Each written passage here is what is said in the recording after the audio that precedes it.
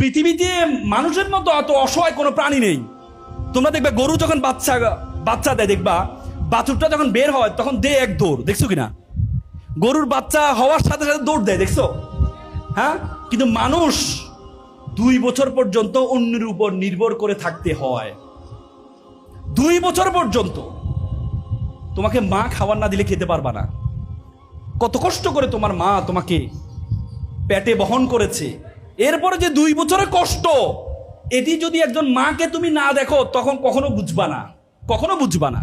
আমাদের সন্তান যখন দেখি আমরা, তখন মায়ের প্রতি বাবার প্রতি অন্যরকম ভালোবাসা তৈরি হয়। মেডিকেল সায়েন্স বলে একটা মানুষ সর্বোচ্চ ব্যথা সহ্য করতে পারতে 45 ইউনিট। আর মা যখন সন্তান প্রসব করে তখন তার ব্যথার ইউনিট হচ্ছে 55। বলতে 30টি হাড় একসাথে ভাঙলে যেমন ব্যথা পায় তার চেয়ে বেশি ব্যথা পায় মা। সে মাকে বলো তোমরা আনস্মার্ট। কিছুদিন আগে বৃদ্ধাশ্রমে গিয়েছিলাম, সেই বৃদ্ধাশ্রমে দেয়ালে লেখা আছে, বাবা এবার ঈদে তোর বাড়িতে আমাকে একটু নিবি, বাবা এবার ঈদে তোর বাড়িতে আমাকে একটু নিবি।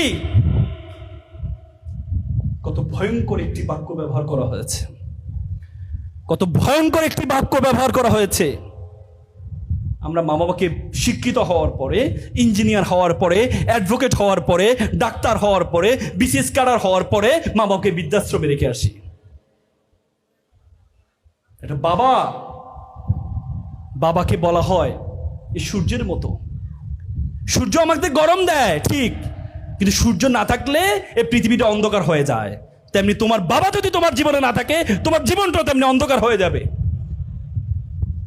সে মা বাবাকে তোমরা বৃদ্ধাশ্রমে রেখে আসো, সে বাবাকে তোমরা বৃদ্ধাশ্রমে রেখে আসো, সে মা বাবাকে তোমরা বৃদ্ধাশ্রমে রেখে আসো। ওয়াকফিদ লাহুমা জানাউযুল মিনার রাহমা ওয়াকুল রাব্বিরহামহুমা কামা রাব্বায়ানি সগীরা। এই জন্য আল্লাহ আমাদেরকে দোয়া শিখিয়ে গেছে, আল্লাহ আমার মা বাবা আমাকে যেভাবে লালন পালন করেছে, তুমি আমার মা বাবাকে সেভাবে লালন পালন করো, সেভাবে লালন পালন করো। এই জন্য তোমরা এখানে যারা আছো, ফ্যামিলি,